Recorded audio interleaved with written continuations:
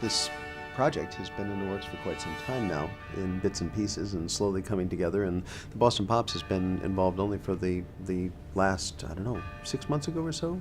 We had our first conversation. But you can speak to how Roger Kellaway and how the Bergmans and all these people came on board to create this really unique project, I think.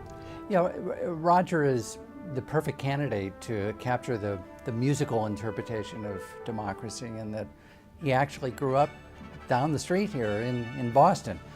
The reason I loved Roger's music so much was he kind of crossed over between jazz and classical and pop and brought the genres together. Well, little did I know that 25, 30 years later, after I would leave St. Louis and move to Southern California, Roger, in essence, almost became my neighbor in Ojai, California. And little did I know that Roger actually grew up here in Boston and New England and attended the New England Conservatory. In fact, they just gave him an honorary PhD last year. And during that event, at the same weekend, the piece of music that we had conceived, first for the Philly Pops 2 years ago, there was a specific song that Roger brought his favorite lyricist, Alan and Marilyn Bergman, better known as Barbra Streisand songwriters of over 63 songs and countless hits, Oscars, Grammys, Tonys, the whole thing.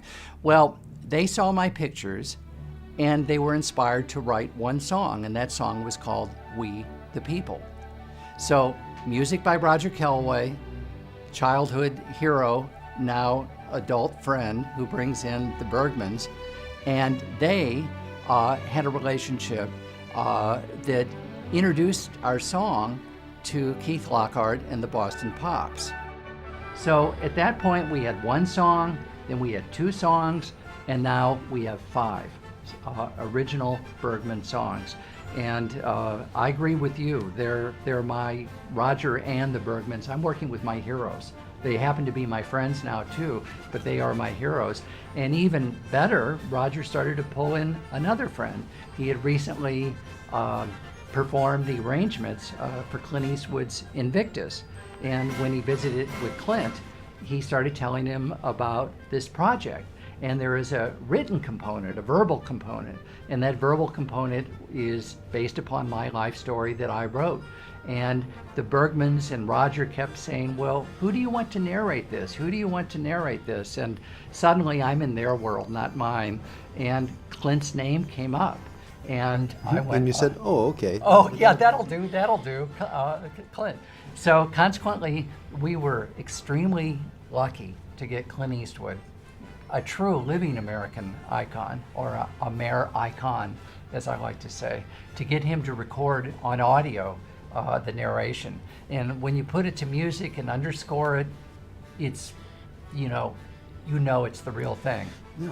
So the centerpiece of these concerts, these Visions of America concerts, is going to be an hour-long photo-symphony that will be, the entire hour will be focused around these images, with music underneath underscoring your narration, with Clint Eastwood's voice, with the lyrics of Alan and Marilyn Bergman, and the music of Roger Kellaway and the Boston Pops.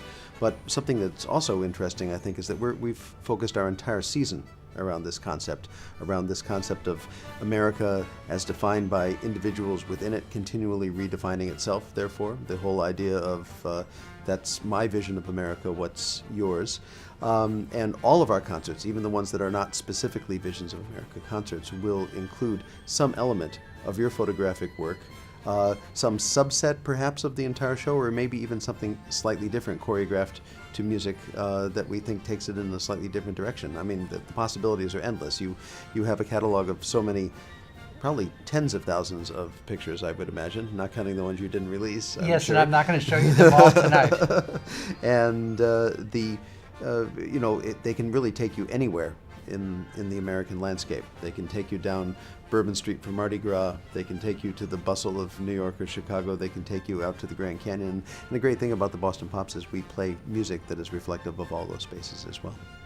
Well, I'm honored to be involved. I think a season for a presidential election and a 225th anniversary of the Constitution, it couldn't be better, because the message that it's time to feel good about America again.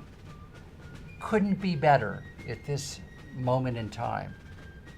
And that's why, we're so excited to be involved. We are too, and we can't wait for the 2012 season to begin.